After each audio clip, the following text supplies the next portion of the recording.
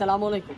আমি আমার অনেকগুলো ভিডিওতে আমি চেষ্টা করি আপনাদের সাথে রিয়েল লাইফ এক্সপিরিয়েন্স এবং এক্সাম্পল শেয়ার করার মাধ্যমে কিভাবে আপনি মানুষের মনস্তত্ত্ব বুঝবেন, সেটা বুঝে তাকে ইনফ্লুয়েন্স করবেন, রেসপেক্ট আদায় করবেন, রিলেশনশিপ ভালো রাখবেন এবং ওভারঅল পরিবেশ ভালো রাখবেন, সে রিলেটেড কিছু আইডিয়া এবং অ্যাকশন প্ল্যান শেয়ার করতে। এই ভিডিওতে আমি আমার লাইফের একটা অ্যামেজিং এক্সপিরিয়েন্স আপনাদের সাথে শেয়ার করব, যেই পার্টিকুলার কেসে আমি আমার নিজের রেসপেক্ট এবং গুরুত্ব কিছুটা হলেও আমার আদায় করে নিয়ে আসতে হয়েছিল। আমি একটু সিচুয়েশনাল এম্বারাসমেন্ট থেকে আমি নিজেকে আসলে কিভাবে দূর করি বা নিজেকে আসলে কিভাবে সেভ করি। সো সরাসরি এক্সাম্পলে চলে যাই। আমি যখন কোনো একটা প্রতিষ্ঠানে ট্রেনিং অফার করি, অর্থাৎ আমার নিজের প্রফেশনাল কারণে আমাকে প্রচুর পরিমাণ গভর্নমেন্ট, ডেভেলপমেন্ট, প্রাইভেট এবং এডুকেশনাল ইনস্টিটিউশন, বিভিন্ন রেঞ্জের অর্গানাইজেশনে আমাকে ট্রেনিং অফার করতে হয় এবং সেই ট্রেনিং অফার করার সময় আমরা চেষ্টা করি সেই প্রতিষ্ঠানের যেই মানুষটা শীর্ষ পদে রয়েছে তার সাথে অন্তত একটা সৌজন্য সাক্ষাৎ করে আসতে। তো কিছুদিন আগে আমার সেরকমই একটা প্রতিষ্ঠানের যিনি শীর্ষ পদে মানুষ রয়েছেন, ওই মানুষটার সাথে আমি সৌজন্য সাক্ষাৎ করতে গিয়েছিলাম। সো এই মানুষটা অনেক ব্যস্ত ছিলেন। উনি আমাকে জানিয়েছিলেন ওভার ফোনে যে উনি লাঞ্চের পরে এই টাইমটায় ফ্রি থাকবেন, মনে করেন দুপুর 3টার দিকে উনি ফ্রি থাকবেন, ঠিক সেই টাইমে যাতে আমি ট্রেনিংয়ের একটা ব্রেকে তার সাথে গিয়ে আমি কথা বলে আসি। সো উনি আমাকে যেই টাইম দিয়েছেন, আমি এক্স্যাক্টলি সেই সময়ে আমি তার রুমে ঢোকার পরবর্তীতে ওনার সাথে আমার অ্যাপ্রোচটা কীরকম ছিল, মনে করেন আমি হচ্ছি সেই বড় মানুষটা, ও হচ্ছে আমার অফিসের, ও আসলে হচ্ছে আমার অফিসের ম্যানেজার হাসান, বাট এই ভিডিওর জন্য আমরা মনে করি নেই ও হচ্ছে সীমান্ত, যে কিনা ওই ট্রেনিংটা দিতে এসেছে, আর আমি হচ্ছে সেই অফিসের সিইও সাহেব, যার সাথে সে দেখা করতে আসছে, সবচেয়ে মানে পাওয়ারফুল পজিশনে যেই মানুষটা।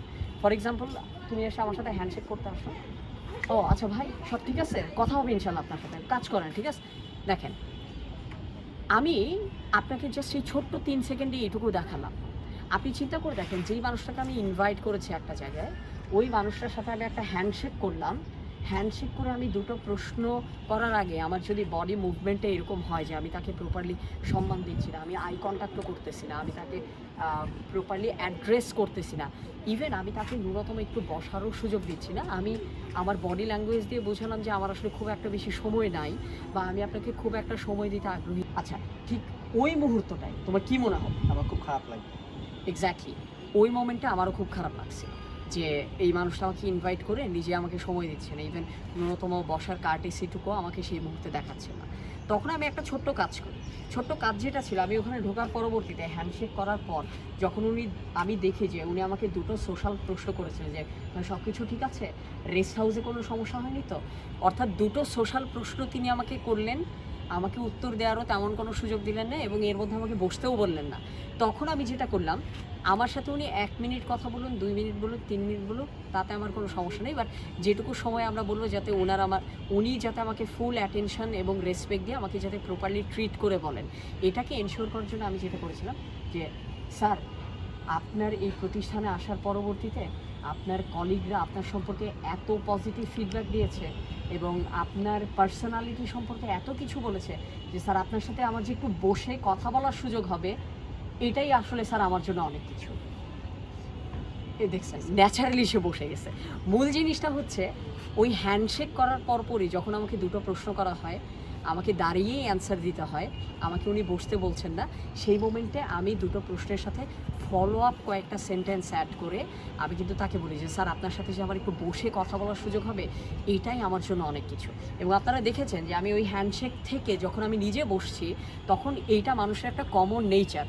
আমি যদি বসে যাই, আমার অপোজিট সাইডের মানুষকেও বসতে হবে, এবং এখানে আমি তাকে এক ধরনের কোনো জোর করিনি, কিচ্ছু করিনি, জাস্ট হ্যান্ডশেক থেকে বসলে আপনিও দেখবেন, কখনো ট্রাই করে কোনো একটা মানুষ যদি আপনাকে বসার কথাটা না বলে, আপনি জাস্ট তার সাথে হ্যান্ডশেক করে এরকম একটু ছোট্ট কমপ্লিমেন্ট দিয়ে যদি আপনি বসার চেষ্টা করেন, ওই মানুষটাও আসলে বসতে বাধ্য হবে।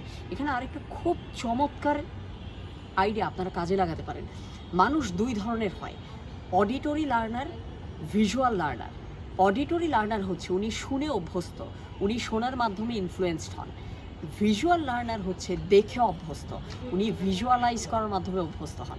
এই কারণে দেখুন আমি কিন্তু সেন্টেন্সটাকে এমনভাবে বলেছি, স্যার আপনার সাথে যে আমার একটু বসে কথা বলার সুযোগ হবে, এই যে বসে শব্দটাকে আমি আলাদাভাবে হাইলাইট করেছি, এতে করে ওই মানুষটার যে অডিটরি অর্গান, কানের সাথে আমি একটু কানেকশানের তৈরি করেছি এবং তার সামনে আমি নিজে বসে আসলে দেখানোর চেষ্টা করেছি যাতে করে উনি অডিটরি লার্নারই হন আর ভিজুয়াল লার্নারই হন, দুটো ওয়েতে ওনাকে আমি কানেক্ট করে আসলে বসতে আমি তাকে ইনভাইট করেছি। এতে করে আমি কিন্তু মানুষটাকে ডিসরেসপেক্ট করিনি, বরঞ্চ ওই মানুষটার সময় আমি 2 থেকে 3 মিনিটের বেশি নেইনি, কিন্তু ওই সময়টা উনি আমাকে প্রপারলি দিয়েছেন, পজিটিভলি দিয়েছেন। ইভেন আপনি যখন এই লার্নিংটাকে আপনি কীভাবে কাজে লাগাতে পারেন আপনার অফিসে, আপনার সিনিয়র সুপারভাইজার উনি কি অডিটরি লার্নার নাকি ভিজুয়াল লার্নার, আপনি একটু আইডেন্টিফাই করার ট্রাই করবেন। এতে করে যেটা হবে, আপনার কোনো একজন সিনিয়র যদি সে অডিটরি লার্নার হয়, আপনাকে তাহলে আপনার ওরাল কমিউনিকেশনটাকে ভালো করে তাকে বোঝাতে হবে। ওই মানুষটা যদি ভিজুয়াল লার্নার হয়, তাহলে আপনার সুন্দর প্রেজেন্টেশন স্লাইডস কিংবা রিটেন ডকুমেন্ট দেখানোর মাধ্যমে তাকে আপনার ইনফ্লুয়েন্স করতে হবে। এবং সিচুয়েশন বুঝে বুঝে আপনি যদি মানুষের সাথে এইভাবে পজিটিভলি অ্যাপ্রোচ করে, তাহলে দেখবেন ওই মানুষের মন খারাপ থেকে মনটা যথেষ্ট পরিমাণ ভালো হয়ে যাবে। সো আমাদের সামনের আরও বেশ কিছু ভিডিওতে আমরা চেষ্টা করব আপনাদের সাথে সাইকোলজিক্যাল আসপেক্টগুলো নিয়ে আলোচনা করতে। নেক্সট ভিডিওর জন্য আমাদের সাথেই থাকুন, কমেন্টে জানিয়ে দিন আরও এই ধরনের কী কী ভিডিও হতে পারে। Thank you so much for supporting us for quite a long time.